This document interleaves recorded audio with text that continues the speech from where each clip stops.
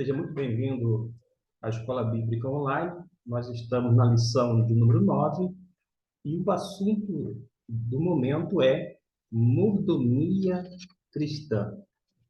Nós vamos tratar deste tema grandemente importante, como mencionei, lição 9, o assunto e a revista que adotamos é a Compromisso. A primeira coisa que você precisa entender é que mordomia, e principalmente cristã, não tem nada a ver com a cena descrita pela foto. Não é simplesmente chegar no final de semana ou em qualquer dia da mesma e deitar numa rede e ficar fazendo absolutamente nada. Isto não é mordomia. Não é isso, mas também não é receber favores, benefícios, presentes, muito menos ficar naquela cena de chamada, entre aspas, mordomia e ser servido ou algo do gênero. Na revista Compromisso, que é destinada ao público adulto cristão, nós temos que fazer uma pergunta. Afinal de contas, o que é mordomia cristã? A gente tem que responder dentro da perspectiva do cristianismo. E no contexto cristão, mordomia é servir com os nossos dons e talentos recebidos de Deus mediante a sua graça.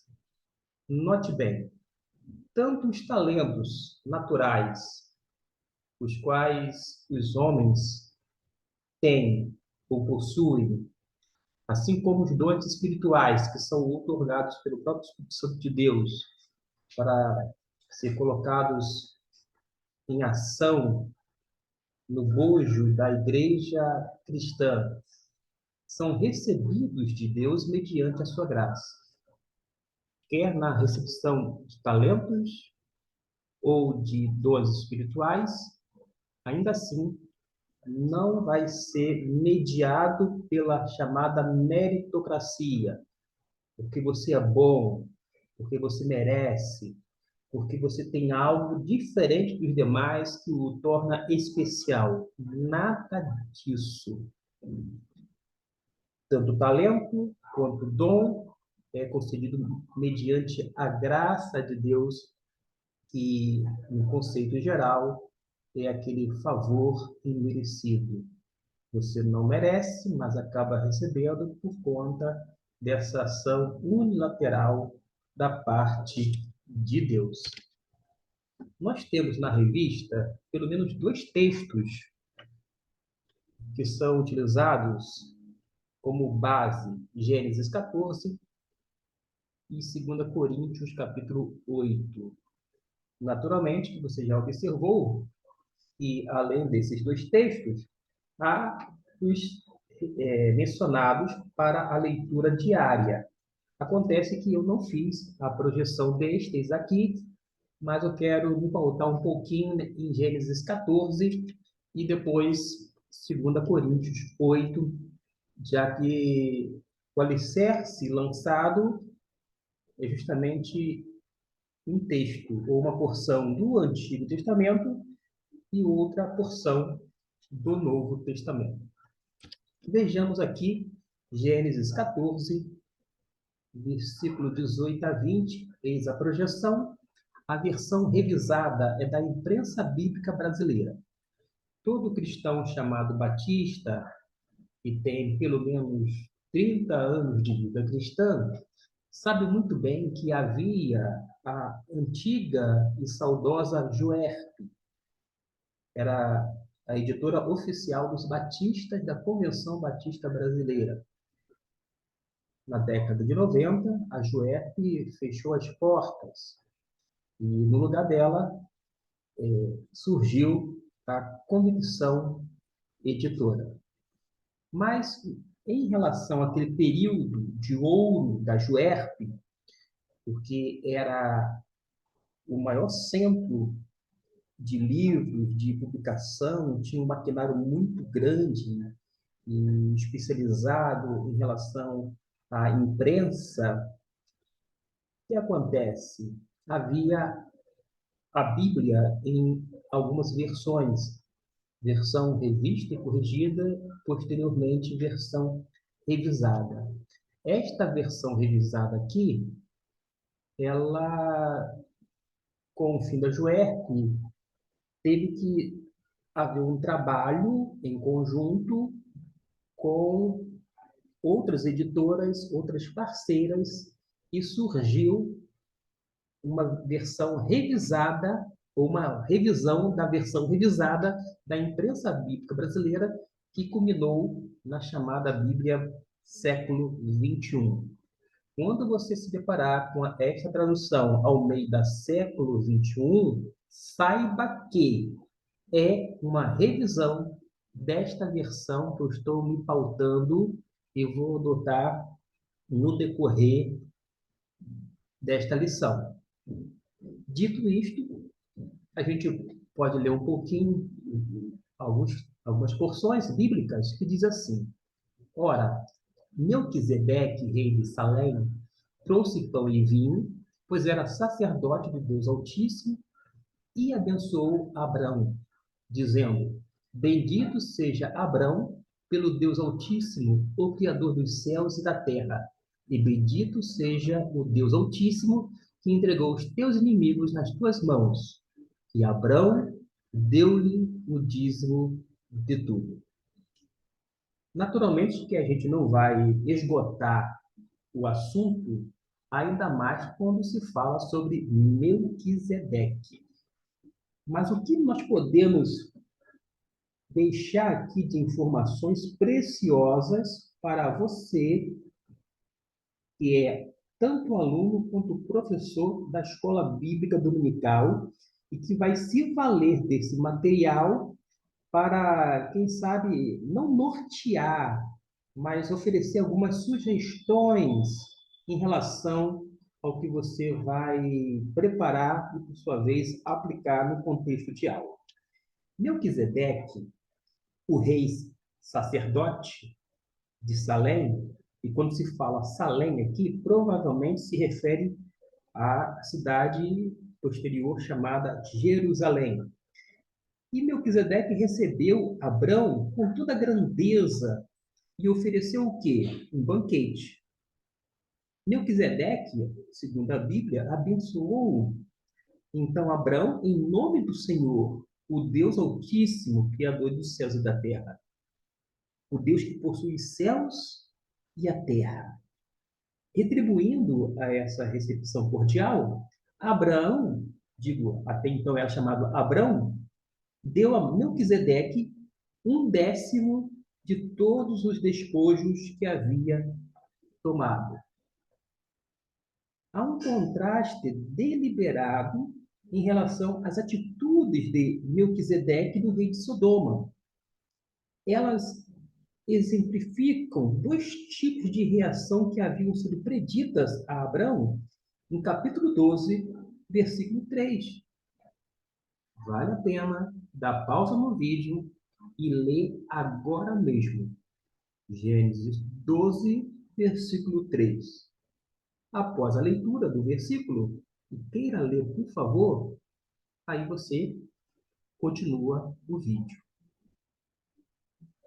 Partindo do princípio que você pausou, fez a leitura, versículo 12, capítulo 12, versículo 3 de Gênesis, a gente pode agora prosseguir com mais informações.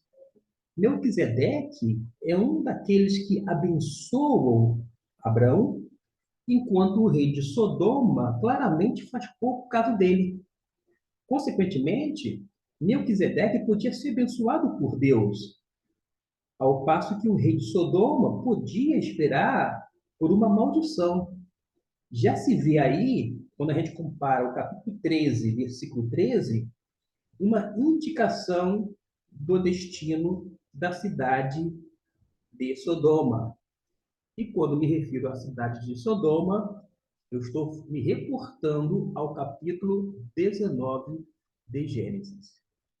Estou falando de uma forma pausada no tocante às referências, porque o mais importante é o teor bíblico, e não necessariamente aquilo que eu acho, penso, ou ainda aquilo que eu tenho a dizer sobre o texto. O importante para este que vos fala é entender o que o texto diz e é situar o ouvinte dentro do próprio texto. Gênesis não explica que bênção Melquisedeque recebeu como recompensa por abençoar Abraão. No entanto, se você abrir o Salmo 110, versículo 140, menciona o juramento de Deus a Davi, quando diz assim, entre aspas, tu és sacerdote para sempre, segundo a ordem de Melquisedeque, fecha aspas, deixando implícito que a memória de Melquisedeque vinha sendo venerada em Jerusalém como um precursor da linhagem davídica. E o Novo Testamento vê Melquisedeque como um tipo de Cristo, um precursor do Messias. Para quem gosta de tipologia bíblica, vale a pena se debruçar sobre este personagem. E no Novo Testamento, a posição elevada foi reconhecida quando Abrão lhe deu um décimo daquilo que havia tomado. E como é que você vai ler e aprender mais sobre isto? Lendo Hebreus, capítulo 5 até o 7. Capítulo 5, 6 e 7. Leia estes 3 capítulos aos Hebreus e você vai ficar a par. Desta forma, vai ter uma noção daquilo que está expresso nas Escrituras Sagradas. E fora esses poucos versículos que a gente encontra sobre este personagem, Melquisedeque nunca mais aparece em Gênesis. Ele aparece apenas como, vou dizer assim, como um lembrete de que todos os que reconheceram a mão de Deus operando em Abrão experimentariam eles mesmos muitas bênçãos.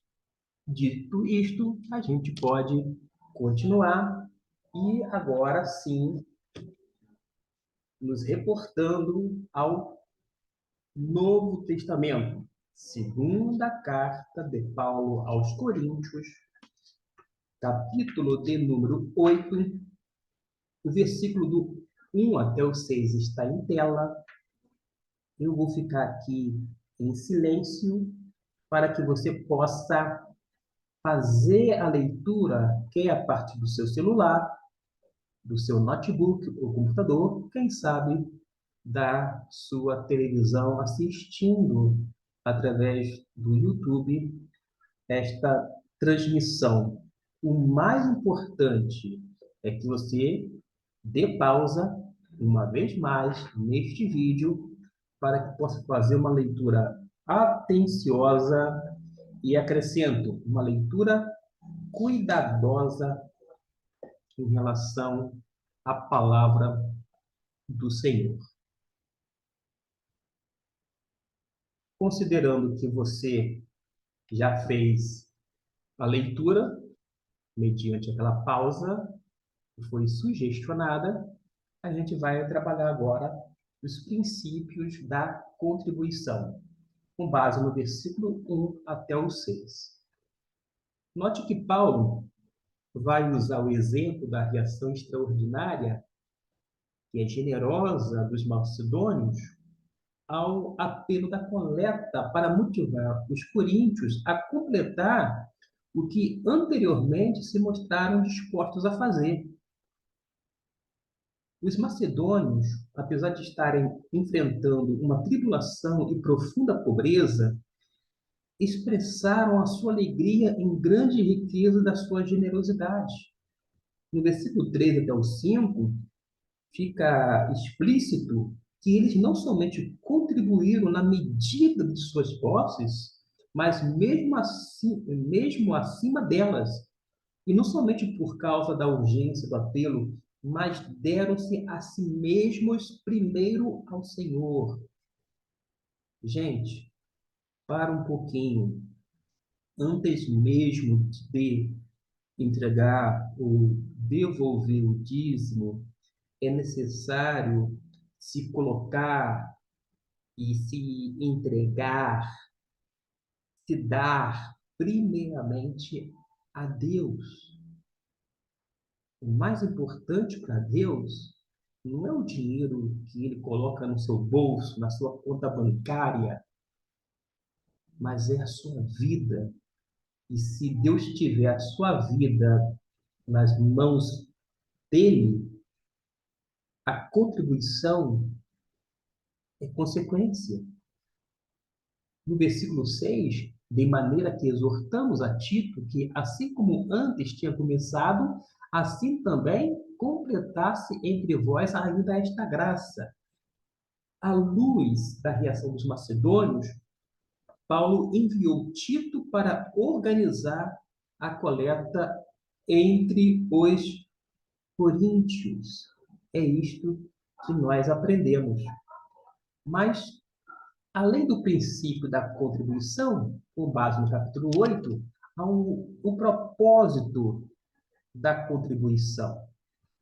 E o texto bíblico está aí projetado. Capítulo 8, versículo 7 até o 15. O que a gente poderia comentar? Ciente de que todas as vezes que aparecer o texto bíblico, qual é a sugestão deste que vos falo? Que você dê pausa e faça a leitura. Ou ainda, dê pausa e, ao invés de fazer a leitura desta versão, que ao menos faça a leitura da versão da sua Bíblia, aquela a qual você está mais familiarizado em relação à linguagem. O importante é que você tenha uma tradução ou uma versão cuja linguagem você entenda. Não adianta ter uma versão mais rebuscada e você toda hora ter que ir para o dicionário. É importante essa linguagem que lhe comunique algo e informe os sentidos. Mas vamos nos deter agora dentro dos propósitos da contribuição. De acordo com o versículo 7 até o 8, reconhecendo que os coríntios transbordavam em outras graças, Paulo os exorta a transbordar também nesta graça. No entanto, esse desejo não é uma ordem a ser obedecida. Generosidade não pode ser produzida mediante uma ordem. Antes, ele está utilizando a oportunidade que o apelo à coleta proporciona para testar a genuidade, genuidade do amor deles. Já no versículo de número 9, como apoio a esse apelo para amor em ação, Paulo cita o exemplo do Senhor Jesus Cristo, que sendo rico se fez pobre, por amor de vós, para que pela sua pobreza vós tornasseis ricos. A gente tem que colocar na cabeça o seguinte, na mente e no nosso coração também. Não é a pobreza econômica que Paulo tem em mente aqui, mas antes o custo para o nosso Senhor de desempenhar o seu papel em todo o drama da redenção. Ela, de fato, incluía as circunstâncias econômicas relativamente escassas de sua vida encarnada, mas isso foi só o começo. Houve também rejeição, ridicularização, perseguição, traição e sofrimento, e tudo isso culminou na agonia no Getsemane, na cruz, lá no Gólgota. E todas essas coisas constituem o preço total da nossa salvação. Assim como a pobreza de Jesus aqui não deve ser entendida em termos econômicos, as riquezas que ele torna disponíveis aos fiéis não devem ser entendidas como prosperidade material aqui e agora. A salvação do pecado e as bênçãos da nova era são as riquezas às quais Cristo, mediante a sua pobreza, abriu o caminho.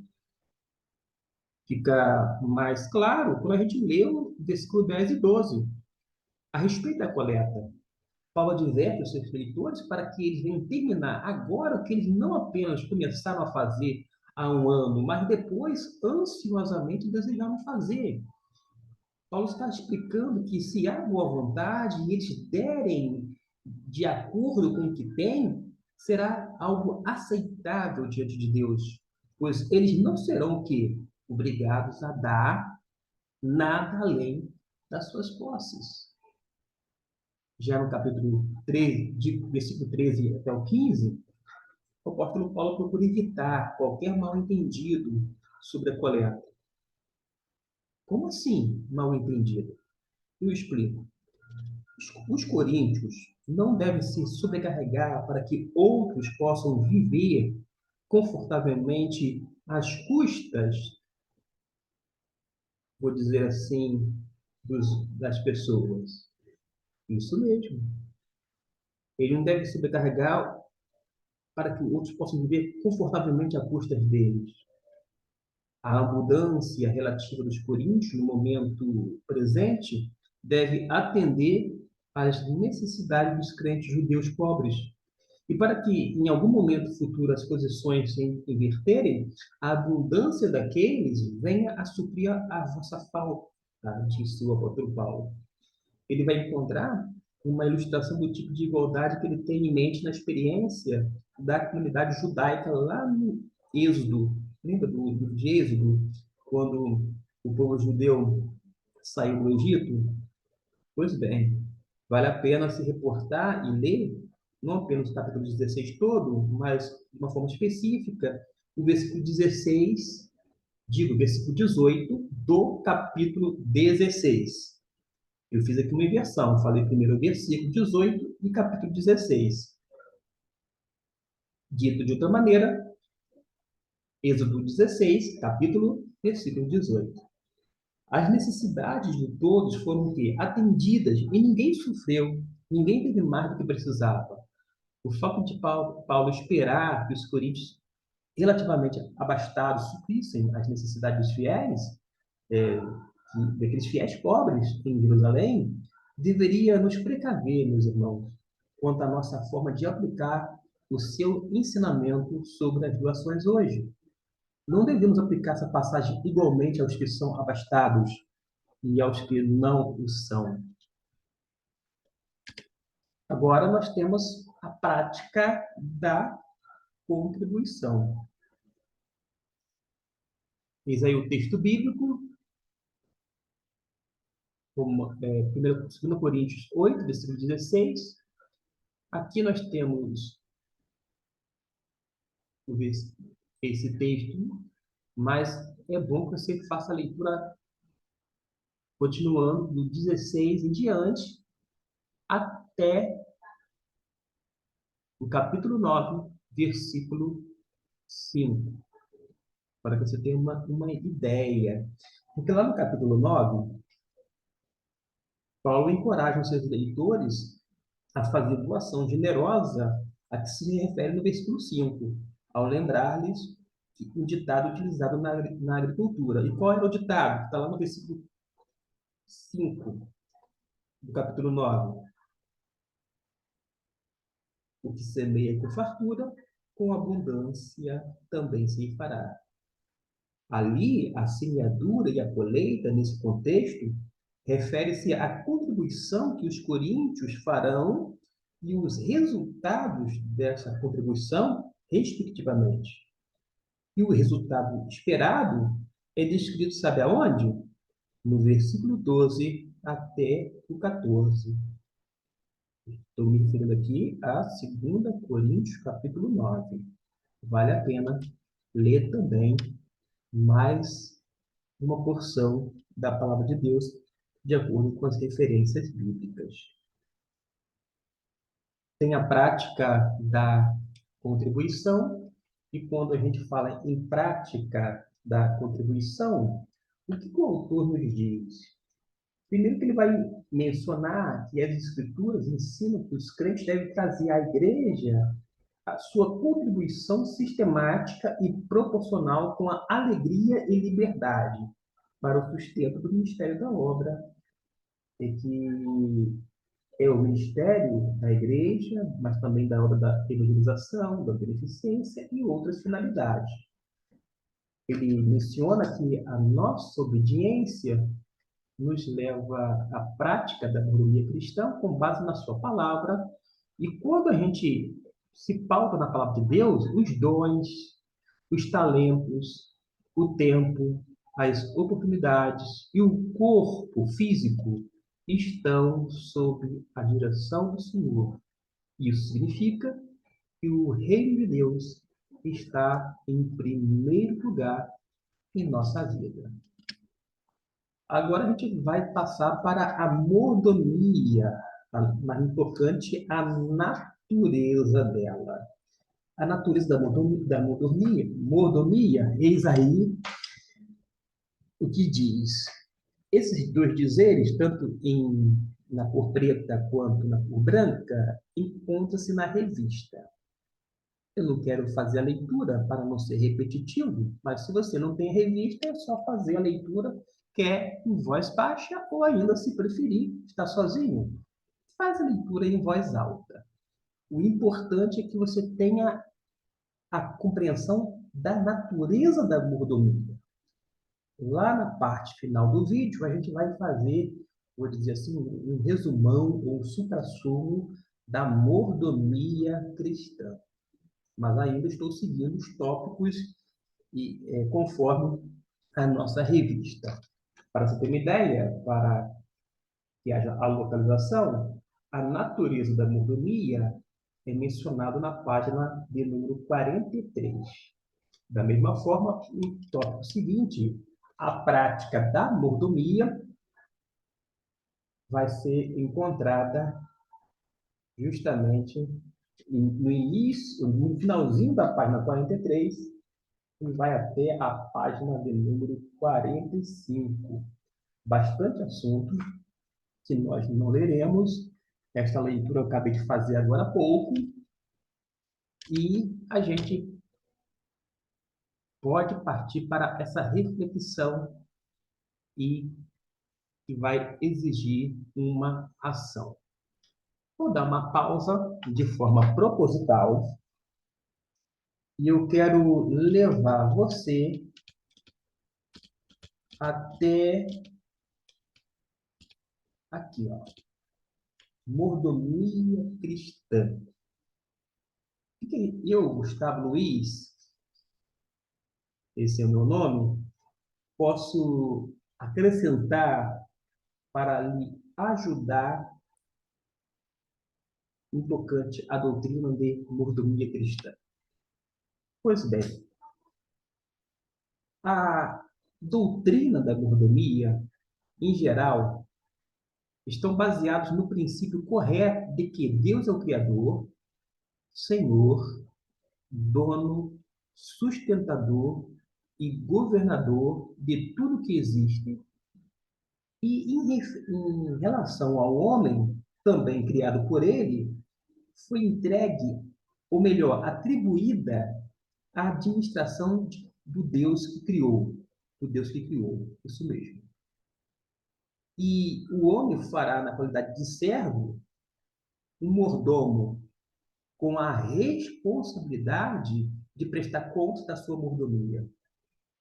Deus não criou o mundo simplesmente para deixá-lo a fim de ser apreciado pelo homem. Pelo contrário, Deus criou o planeta Terra para que o homem cuidasse dele, para que o homem povoasse, para que o homem lavrasse a terra e reconhecesse todo o poder, a autoridade criadora na pessoa de Deus, mas também, a partir daí, louvasse e bendizesse o nome do Senhor.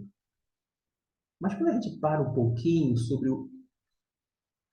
este assunto, mordomia cristã, A gente tem um princípio básico, a mordomia cristã. É só acompanhar o mouse. Qual é o princípio básico ou conceito? É exaltar a soberania de Deus. O Deus Criador que deu ao homem a vida, que é o seu bem maior, o recurso, o instrumento que ele recebeu para exercer a administração do que lhe foi encarregado. A gente já viu a etimologia de mordomo, aqui, ó. Este é o conceito de mordomia bíblica. A mordomia reconhece Deus como Criador, o Senhor do universo, do ser humano e dono de todos os bens temporais e espirituais, tá bom? E ao homem vai ser concedido a administração de tudo que criou, sustenta e governa. Vamos falar um pouquinho sobre essas bênçãos. Muita gente fala em bênçãos, não é verdade?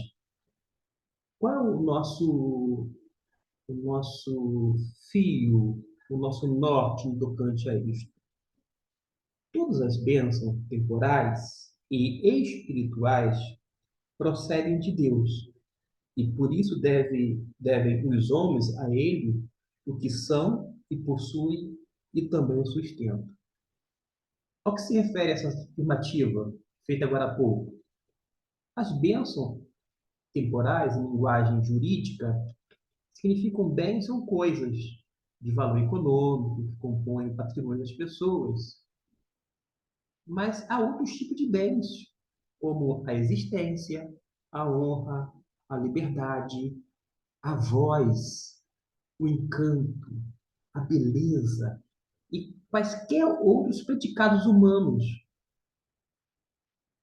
Não se transaciona-se com eles, mas os ataques e lesões que podem sofrer são suscetíveis da avaliação da reparação do dano causado, quando a gente analisa juridicamente falando, mas são bens de natureza temporal, material ou secular, e esses predicados humanos referidos pelo autor, faço menção aqui ao doutor José Franzen de Lima, ele diz que encontram-se os recursos que ornam a sua personalidade, tais como caráter, moral, ética, honra, totalmente insuscetíveis a qualquer transição de qualquer natureza.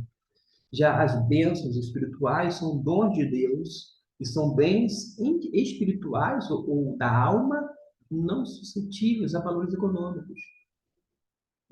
As bênçãos espirituais integram o patrimônio de valores eternos que começam aqui na Terra e se projetam para toda a eternidade, que, agregados à existência do ser humano, vou dizer assim, vai enriquecê-lo, dando qualidade à sua vida aqui na Terra. A vida eterna que começa com Cristo ganha sentido por conta das bênçãos espirituais, mas começando a abençoá-lo aqui na Terra como fruto da nossa nova realidade alcançada por ter crido em Cristo Jesus como nosso Senhor e Salvador. Quando a gente trabalha esse conceito de bênção, bênção material e espiritual, a gente precisa conceber estes termos. E tem um livro de teologia da mordomia cristã, onde o autor da, da obra, que é o pastor saudoso João Falcão Sobrinho, lá no capítulo 5 ele vai oferecer uma visão mais ampla do escopo da mordomia, no sentido de relacionamento com Deus Criador, Senhor de tudo, do homem, como ser criado para servi-lo com toda a capacitação que lhe foi dada na administração de tudo que Deus lhe confiou, exercendo assim de modo que a glorificar ao Criador, a mordomia do trabalho, do caráter, da prosperidade, da vida e dos dons, entre outras coisas. Então, a gente compreende a doutrina da mordomia que nasce com a obra criadora de Deus. A mordomia bíblica tem a sua sistematização na teologia bíblica. A gente aprende que a mordomia bíblica cristã amplia o conceito de mordomia geral e do Antigo Testamento, e que a mordomia bíblica e cristã exalta a Deus e enobrece o homem. A gente pode fazer alguns destaques antes de passarmos para o fim do vídeo. Vejamos, mordomia é a doutrina bíblica que reconhece Deus como Criador, Senhor e dono de todas as coisas. Se você concebe isto na sua mente e no seu coração, você já compreendeu a temática. Mas eu vou além. Todas as bênçãos temporais e espirituais procedem de Deus e por isso devem os homens a Ele o que são e possuem também o sustento. O crente concebe que pertence a Deus porque Deus o criou e o remiu em Cristo Jesus. Alguém já disse que nós somos pertencentes a Deus de duas maneiras. Primeiro, pelo fato dele ter nos criado. Segundo, pelo fato dele ter nos redimido através da pessoa bendita de Cristo Jesus. E se você pertence a Deus, como crente, é automaticamente mordomo ou administrador da vida, das aptidões, dos recursos naturais e espirituais e de tudo que Deus lhe confiou em seu infinito amor, providência e sabedoria.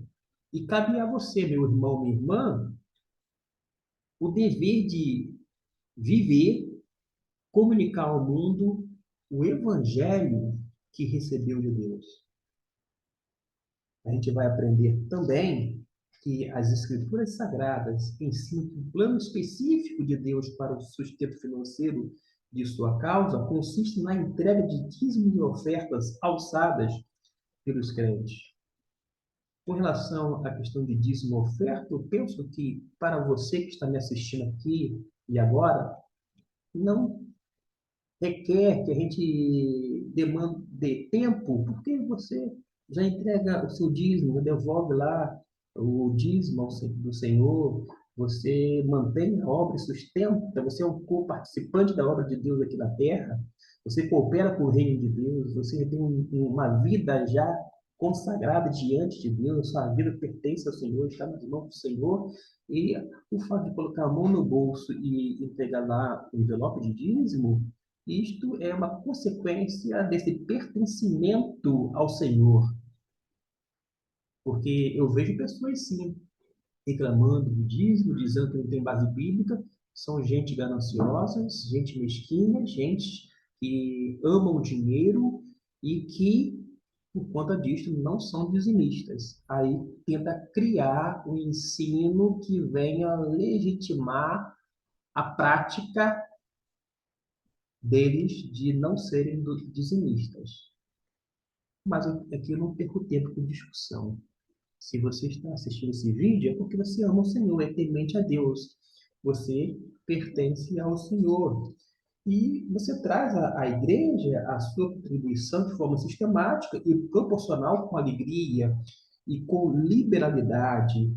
Para quê? Para o sustento do ministério, das obras de evangelização, da beneficência e outras. A gente aprende isto na palavra de Deus.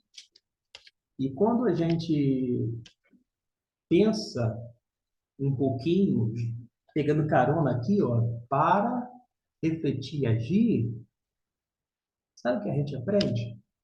Deus é engrandecido pela fidelidade dos seus servos que exercem bem a sua mordomia, devolvendo parte dos seus ganhos em forma de dízimos e ofertas e entregando sua vida e talentos no serviço do seu Senhor. E eu quero aqui tomar a liberdade de dizer, meu irmão, minha irmã, no serviço do nosso Senhor. Eu não vou fazer a leitura dessas duas reflexões, se encontra na parte final da revista para refletir e agir. Vou apenas informar a página de número 45.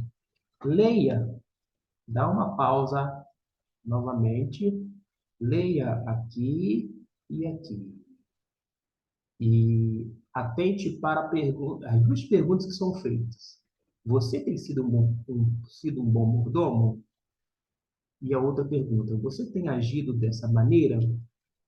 Pois bem, meu irmão, minha irmã, espero que esta lição tenha sido útil para a sua vida, para você que é professor ou aluno da Escola Bíblica Dominical, para que você que ama a palavra de Deus, deixo aqui o meu contato, dr.gustavo.luiz@yahoo.com.br.